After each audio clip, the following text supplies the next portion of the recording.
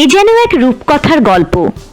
৩০ বছর পর স্বভূমিতে ফিরে গেলেন এক অশীতিপর বৃদ্ধ, সেটা আবার ঘাটাল সুপার স্পেশালিটি হাসপাতাল থেকে। অবিশ্বাস্য হলেও সত্যি, আর তা সম্ভব হয়েছে ঘাটাল থানার ওসি দেবাংশু ভৌমিক এবং ওই থানার অন্যান্য পুলিশ কর্মীদের উদ্যোগে। এই বৃদ্ধকে দেখছেন, প্রথমে নাম জানা না গেলেও পরে জানা যায় এনার নাম শ্যামসুন্দর পড়িয়া। ইনি প্রায় ৩ বছর ধরে ঘাটাল হাসপাতালে ভর্তি ছিলেন এক অজানা রোগী হিসেবে। ওই হাসপাতালের সুপার কুণাল মুখোপাধ্যায় বলেন, 2016 সালের 6 ফেব্রুয়ারি সোনাখালী হাসপাতাল থেকে রেফার হয়ে অজানা রোগী হিসেবে আমাদের হাসপাতালে ভর্তি হন। চিকিৎসার পর সুস্থ হলেও ঠিকানা বলতে না পারায় ছুটি দেওয়া যায়নি, তাই হাসপাতালের সংক্রমণ বিভাগের একটি রুমেই তিনি থাকতেন। বাড়ির লোক না পাওয়ার ফলে তাকে ডিসচার্জ করতে পারেনি। তার খাবার ব্যবস্থা হাসপাতাল থেকেই করা হয়। রোগীর বাড়ির লোকেদের পরিত্যক্ত জিনিসপত্রই তিনি ব্যবহার করতেন। ঘাটাল থানার ওসি বলেন, হাসপাতালে থাকাকালীন ওই বৃদ্ধ কেবলমাত্র তার গ্রামের নামটাই বলতে পেরেছিলেন। গ্রামের নাম দেওপদা জেনেই আমরা ওনাকে ফিরিয়ে দেওয়ার উদ্যোগ নিই। অনেক চেষ্টার পর সফল হই। দিন ৩ আগে শ্যামসুন্দর বাবুর বাড়িতে ওড়িশার বৈশিং থানার মাধ্যমে খবর দেয়া হয়।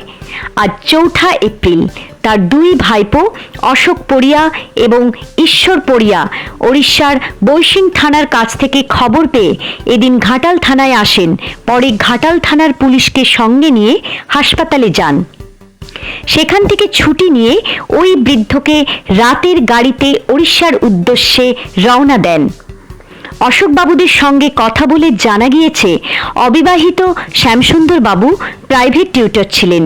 প্রায় ৩০ বছর আগে কোনো কারণে নিরুদ্দেশ হয়ে যান।